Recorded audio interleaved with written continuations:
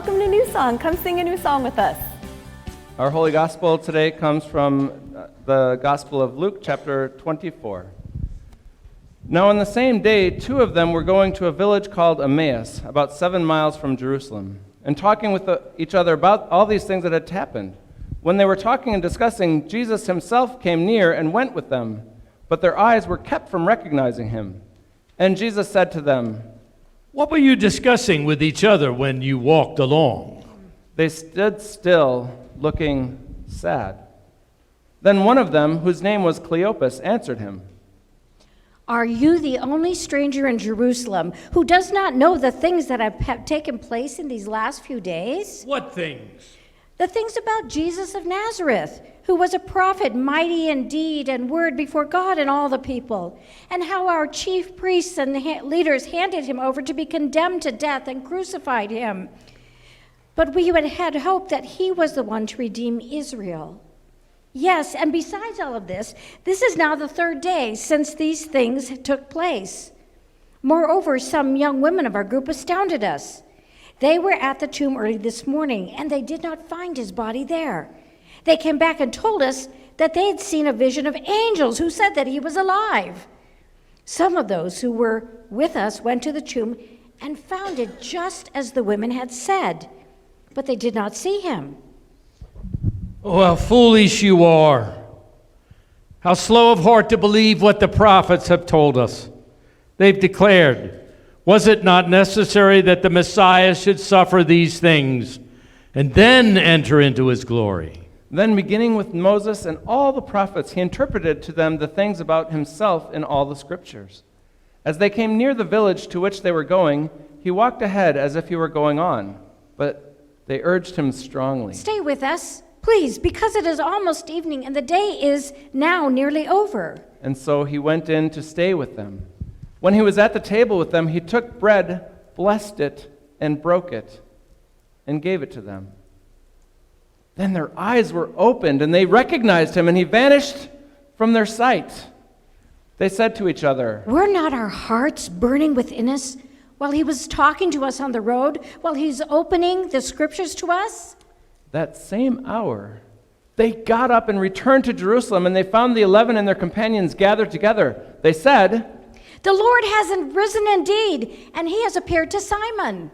Then Cleopas and the other disciple told them what had happened on the road and how he was made known to them in the breaking of the bread. Word of God, word of life. Thanks be to God. Thank you, Pastor Dave and Pastor Marta. Let's give them a thanksgiving. We're continuing with our final sermon in Resurrecting Community. And a lot of times we think about community as kind of taking care of what's inside the walls of community. But today we discover that in order to resurrect community and to cultivate a healthy life of a community, it actually involves going outside of the community and bringing in new life, new energy, new breath. And so today I want to begin by sharing one of my first experiences, one of my spiritual experiences that I've had going to a place of solitude, a monastery. I'm just going to do you know what a monastery is? It's a place where monks live and they pray and stuff like that. Has anyone ever been to a monastery before? Raise your hand. Oh, good. This is the highest percentage of all our worship services. Good job. I remember the very first time I went into a monastery. It was around 1994, and I was in Cambridge, Massachusetts. And somebody invited me to go to an evening prayer service at the Society of St. John the Evangelist, which was right along the Charles River. And I didn't know what a monastery was, to be honest, and I'd never been anywhere near a monastery before, and I thought monks were kind of weird people to begin with. But they invited me to come to this monastery, and I kind of got to this place, and the building seemed like it was built during the Middle Ages. It was stone, big stones. As you walked in, you could kind of smell the history of the place. That it had a dank kind of smell to it. It was very old, and but also kind of alluring and interesting. There was no greeter at the door. There was no one handing out bulletins. It was not, they didn't really care whether you came or not, perhaps. And I walked in through and my friend and I sat down in this little area for the visitors to an empty, dark sanctuary. And then, magically, the monks appeared one by one. They entered into the sanctuary space, they sat down, and then they began chanting this beautiful, wonderful music, chanting the psalms, inviting us to sing along. And the service lasted about a half an hour, and it just touched my heart. And then as the service ended, they disappeared. Where did they go? They went off into some secret hiding place. I had no idea it was sort of a mystical, mysterious place. They just kind of disappeared and went back into their cloistered life, a little bit separate from the world. We've kind of know what it means to be separate a little bit during the time of COVID, right? Later on, I wondered to myself, what it must be like to be a monk. You never thought about going into the... no, definitely not. That was a quick no. That was a hard no. Well, it turns out I got to find out what it was like to be a monk later on, because as I arrived in the Bronx for my very first church at Bethlehem Lutheran Church, do you know what I revealed? Do you know what my salary was for my first job? With no housing, it was $20,000 in New York City. Do we have any real estate people in the church? Finding a rent in New York City with a $20,000 income is quite challenging. But it turned out that down the road there was a Franciscan monastery we call a friary down the road from my church. And so one day, even before I was ordained to become a pastor, I knocked on the door and invited myself to come to evening prayer. And at the end of the service, I talked to Father Aubrey, who was the superior of the group, and I asked him if I could rent a room from him. And we said, well, how much can you pay? And I said, well, $250 a month. It's like, well, that's kind of low, but come on in. And for the next year, I got to live like a monk, cloistered from the world and together. Every day at 5:15, they had evening prayers, about a 15-minute service, and then at 5:30, they had propandium. Do any of you speak Latin? No? Do you know what propandium means translated? It's cocktail hour. And so from 5:30 to 6, we'd have a little happy hour, and then there were people making food for us, and we'd dine together. These monks, these brothers, came to my ordination. They came to my wedding. They received communion, which I think is kind of verboten, and they were really much a part of our life together. I was so blessed to be part of this cloistered community. That early church was kind of a cloistered community as well. They were afraid. And so they were hidden behind closed doors. We're kind of backing up again with this story because this is kind of on the day of Easter. Things were totally chaotic in the world, and the world seemed to be dangerous.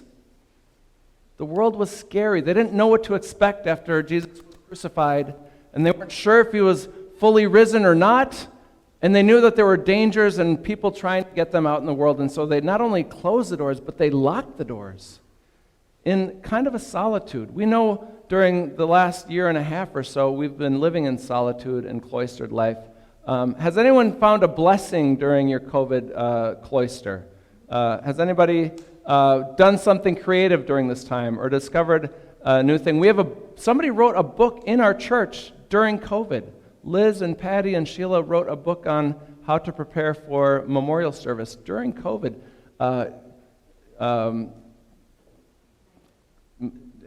No.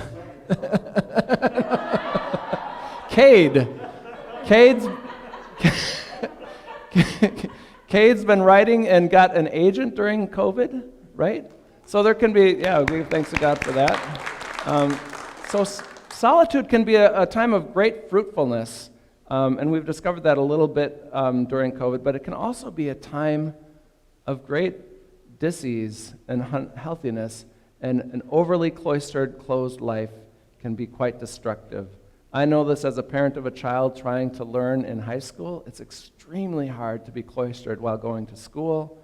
I was listening to the radio and listening to people in solitary confinement. You know, there are thousands and thousands of prisoners that spend 23 out of 24 hours a day isolated, alone, locked away with 1 hour a day to get recreation. That's a hard, hard, hard world to live in.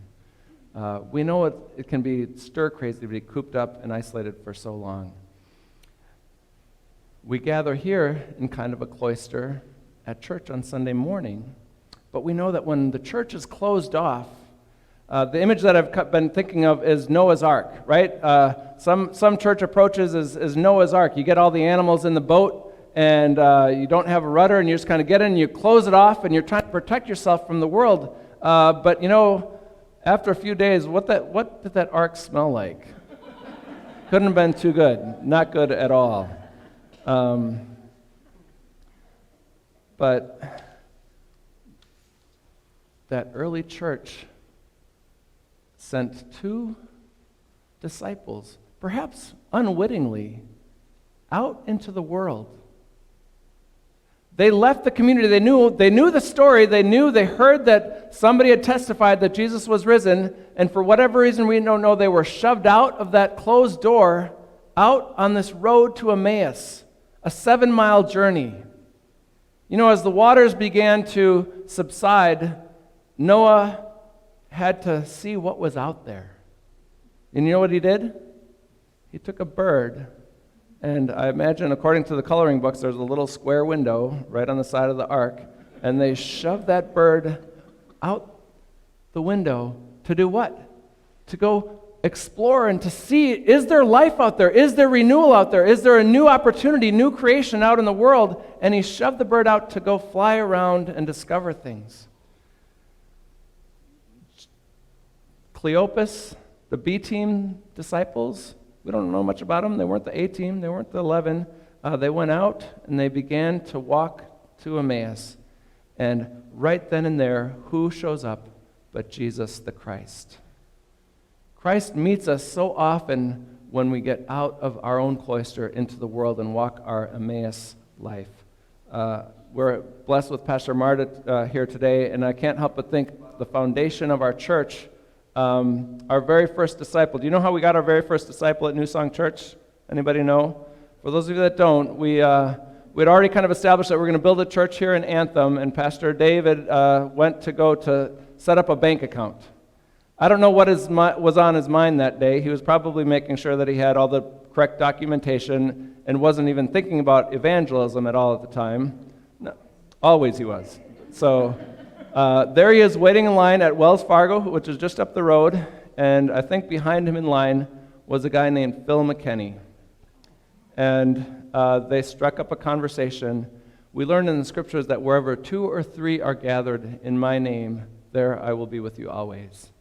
And before he knew it, he had cultivated his very first disciple, Phil McKinney, and by extension, I guess Dawn had to come along whether she liked it or not. And both of them became 2 of our chief evangelists out in the world. Has anybody come to New Song Church because of Phil or Dawn McKinney in the church right now? The last 8 o'clock, we had a few of them. But look at all of us are descendants of that very first conversation.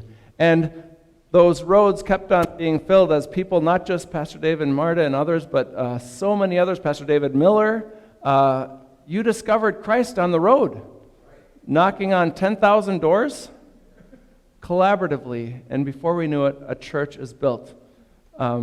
Jesus walks with them, and I don't even know if it was important that they didn't recognize it at the moment that Jesus was there amongst them. Because as they came home to Emmaus and they broke bread together, their eyes were opened, and from that day forward forevermore, they had a story to tell. They had a story to tell. They had experienced, and their eyes were open as Jesus blessed and fed them with the bread of life in that room. But the story was not over. A lot of times we kind of end the story right there. We celebrate that they were revealed in the breaking of the bread. But that's not where the story ends. In some way, the most important part about it is what they did after that. Because that dove went flying all over the world trying to find a sign of life. And before he knew it, there was a tree. And he grabbed the olive branch in his beak and he brought it home to Noah and said, "There is life." And Noah knew that there was a new possibility for life in the world. Cleopas and the other disciple, what did they do? They got on their feet immediately and walked back to Jerusalem. They walked back to the cloistered church that was still afraid. How vital was it for the church to discover the story as they were sorting things out, and somebody came out from the real world and say, I got an olive branch for you. Jesus is risen. I have seen him. You are that dove. God has given you the story to share. We can do this in simple ways, handing out invitation cards, knowing how God has transformed our lives, sharing that with others in our community. New disciples are like oxygen to a congregation. As much as we celebrate and love, if we just kind of stay the same throughout, it was really hard during COVID because there was a core group, especially at 10 o'clock. And I want to lift you guys, you know who you are, that came and worshiped here in this church when COVID was raging. There was about 20 of us, and we love each other, but it was suffocating, right? And then little by little, faces came back from the world, and they came to share the story. We are so blessed that we have been given doves who are willing to share the gospel, receive the gospel, and be evangelists in the world. So I invite you to be the dove, fly out the window, and bring back an olive branch. Amen.